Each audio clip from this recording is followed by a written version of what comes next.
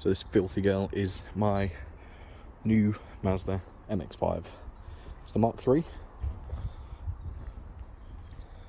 and it's an absolute dream.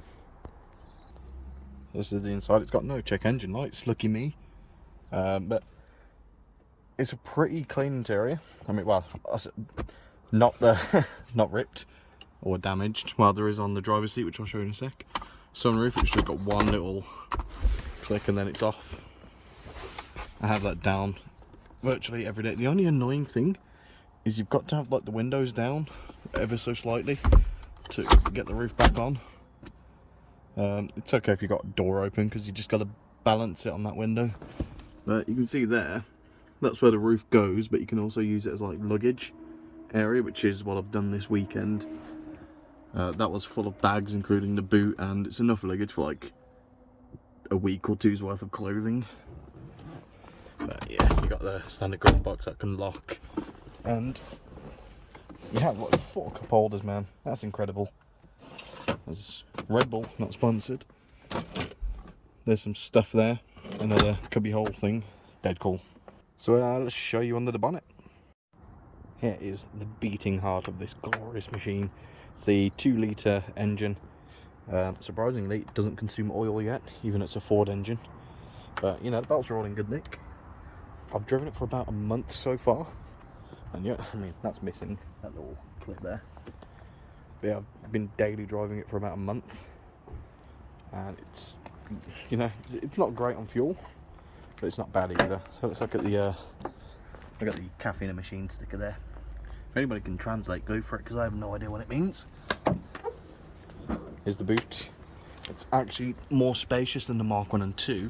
Has this big dip here. You don't have a spare tyre with it, or a space saver. You got one of these inflatable kits.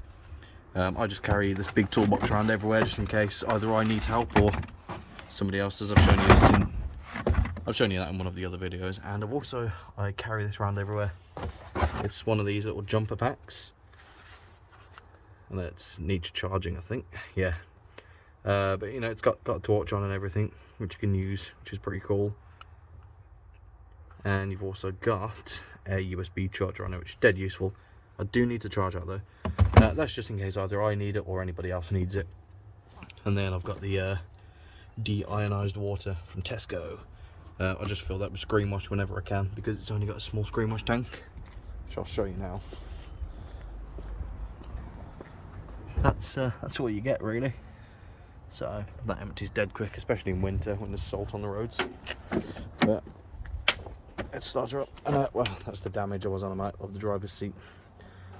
So I don't know why that's on there. Previous owner, I guess. I am the 9th owner of this thing.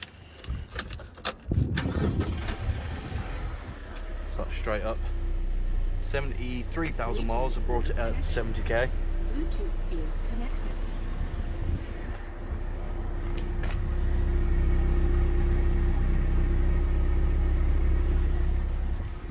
Super quiet.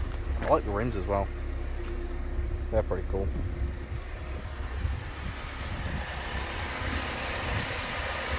Smooth as anything. Yeah, there's the belts.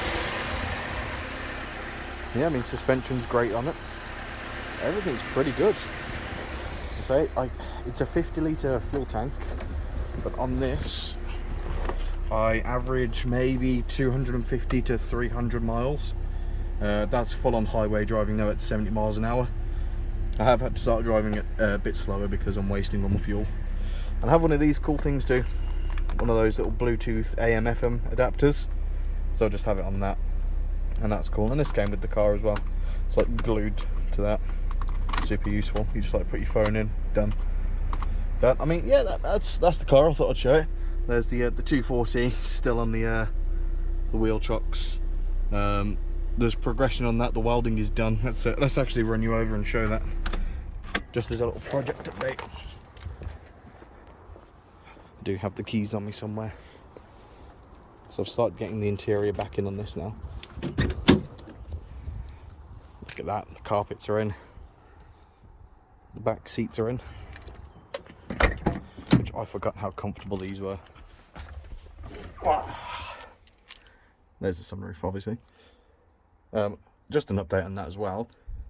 The sealing issue, where it doesn't seal, I found I can like push it up enough that it somewhat locks it in place. But again, I'm still tempted to weld that. I'm not too sure yet.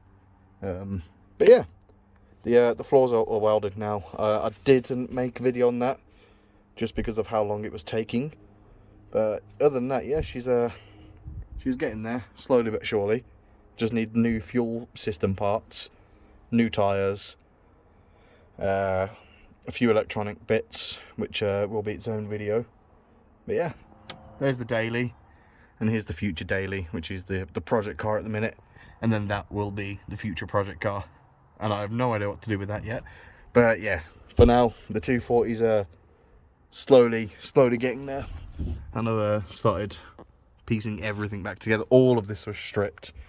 If you I don't even know if I've shown that in my last videos, but whilst I'm here, you can see the delamination on the windshield. So I'm going to need a new windshield sooner rather than later. I'm not sure if that will pass MOT or not. I don't know. We'll have to find out. I mean, I'm going to go for an MOT anyway. Yeah, I'll get it's not 100% safe anymore because it's structurally not secure, whatever, but it's a Volvo 240, man. If I'm going to fly through the windshield, I'm going to fly through the windshield. It doesn't matter. But yeah, passenger seat's not in because I can't drive the car at the moment because it's got no fuel sender. So it's wedged here. And it also means I can't undo that back wheel to take it off because it exploded. Yeah, there's a little update on the the one new car and a little update on the Volvo as to where we are. So thank you very much for watching, and I'll catch you in the next one.